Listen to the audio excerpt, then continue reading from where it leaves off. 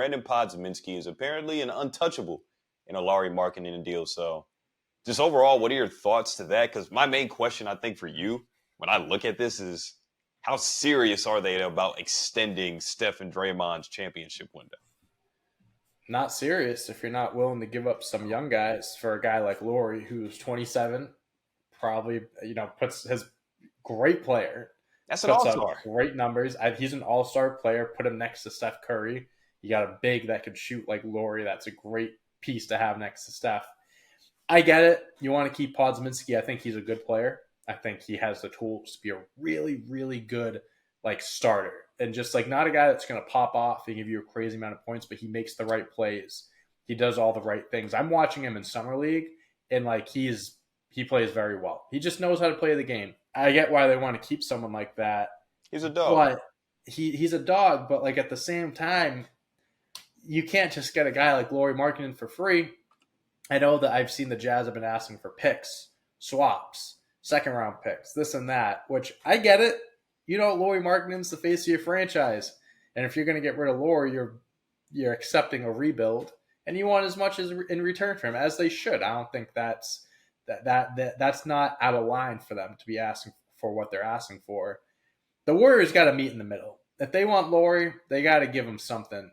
And I like Pods. I think he played well next to Steph last season, and he's just getting started. Like I said, I think he's going to get better and better. But which duo? If I'm a Warriors fan, which duo do I want? Steph and Pods or Steph and Lauri? I don't got to give you my answer because I think you know what it is. So, listen, if they want a perennial all-star player, they got to give up what it takes to get him. That's all it is. I'm right there with you. Of course, I wish I could disagree with you more today, but it's just so slow. We're on the same wavelength here, Jerry. There's something in the air. I mean, it's a no-brainer to me that if they're asking for pods and picks, I would do it. That's okay. If I'm really serious about trying to – Steph Curry's 35. This guy, his game is going to age gracefully because it's not based off of athleticism or nothing like that, but we need to help him.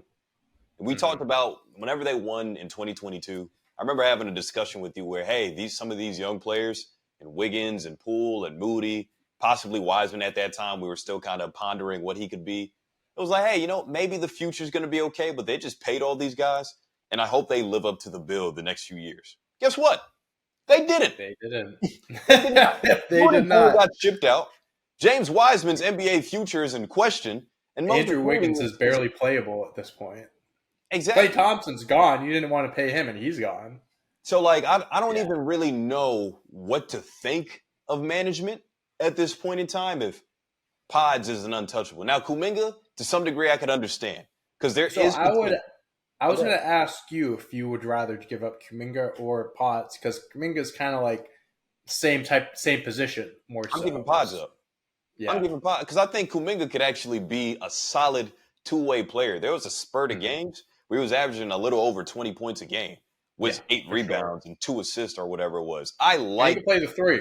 He can play the 3 for them. The 3, the 4, and the 5 in today's NBA. Yeah. I know he's going to be a better defender than what Lauri's ever probably going to be. Right. So I would bank on Kuminga's potential instead of trading him. But if they're asking for Pods, no disrespect. I think Pods is great, but for what I need right now, if I'm Steph Curry, if I'm Draymond Green, we need another shot creator, another guy that can go get their own bucket out the post and from 3 on the perimeter. Lauri can do all those things. So why not? Plus, before I hand it back over to you here, I think it's important to note that Danny Ainge is known for finessing people all the time. Yes, he is. Which is why, your Boston Celtics got the hang banner number 18 because he finessed Brooklyn to give up an old KG, an old Paul Pierce, to get picks that eventually became, the Jays. But also, as soon as he gets to Utah, he trades away Donovan Mitchell for 3 first-round picks. He trades away Rudy Gobert for 4 first-round picks. So just imagine. He knows what he's doing. I don't know what the guy he has some sort of when he's talking to these GMs, he has this way of this getting shit into is the voodoo. He's doing something dangerously demonic. He knows some. So he has blackmail on every single GM in the league. He's got it. Well, all right. So let's say they give up pods and picks for Markkanen. You're looking at a starting lineup of Steph Curry, probably Buddy Hield, Kuminga, Markkanen, and Draymond.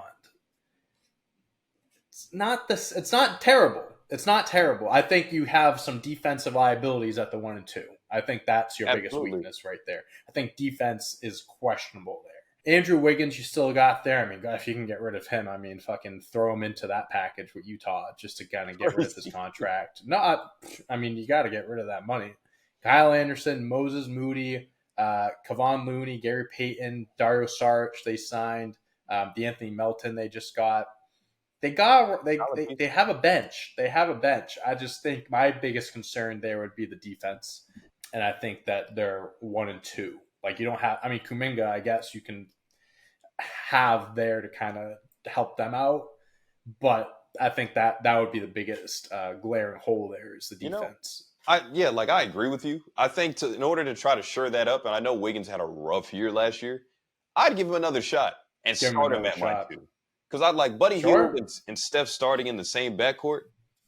Yeah, we could put up points in a hurry. But damn, we're getting cooked on the other end. And to give Wiggins the benefit, like he's dealt with a lot. Yeah. I know there was a lot of like things around that personal things where he wasn't, able to play and all that stuff. So that, he's the last few years have been rough. But he was an all-star just 3 years ago in 2021 and 2022. A starter, an all-star starter. And he's a guy that, besides last year has been giving you 17 plus a game for his entire career. This past season was his lowest scoring season.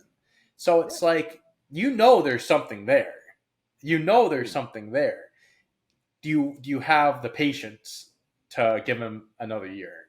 Or are you going to have the opportunity to dump that salary? That's to be seen. I get what you're saying, and I think if you give him another chance, putting him at the 2, that could fix everything I just talked about. Yeah. But are they willing to do that? If Utah wants him that bad in a deal, sure. If it makes sense for you, if I can shave off saving one more pick for Mike Dunleavy Jr. here, go for it. Especially if you could just find another possibility. Sure. Mm-hmm. Maybe you start Moses Moody instead of Buddy Hield. I don't know who's going to be left or who's going to be available, but the Warriors' number one priority should be to send Steph out with the best possible chance to compete for championships at this point. At this point, it would be to get championship number 5, to pass LeBron, put me in the same rarefied air as a Kobe and a Tim Duncan, right? Those guys have 5 chips. I have 5 chips. I can make my claim for being the best player since the 2010s. If I win, and all with one team, and with one team too. Exactly. And that's the other thing I was going to say is he had this quote about a week ago, and it was like, talk about winning championships and like Clay leaving, blah, blah. He goes, things happen quick. I want to be a Warrior for life, but it's, I'm paraphrasing obviously, but like it's a business. Things change quick. That's not really him saying no matter what happens, I'm staying in Golden State. That's just kind of him, understanding the nature and the business of the NBA. Who knows if this front office can't put together a formidable team for Steph to win another championship, he's gone. Who says he doesn't leave? I think that could absolutely happen. I'm not saying it's a high % chance of happening, but it could. It's not impossible. It's definitely not impossible. I mean, hey, a lot of people thought that Clay was going to be a Warrior for life. So I'm sure he did too at one point.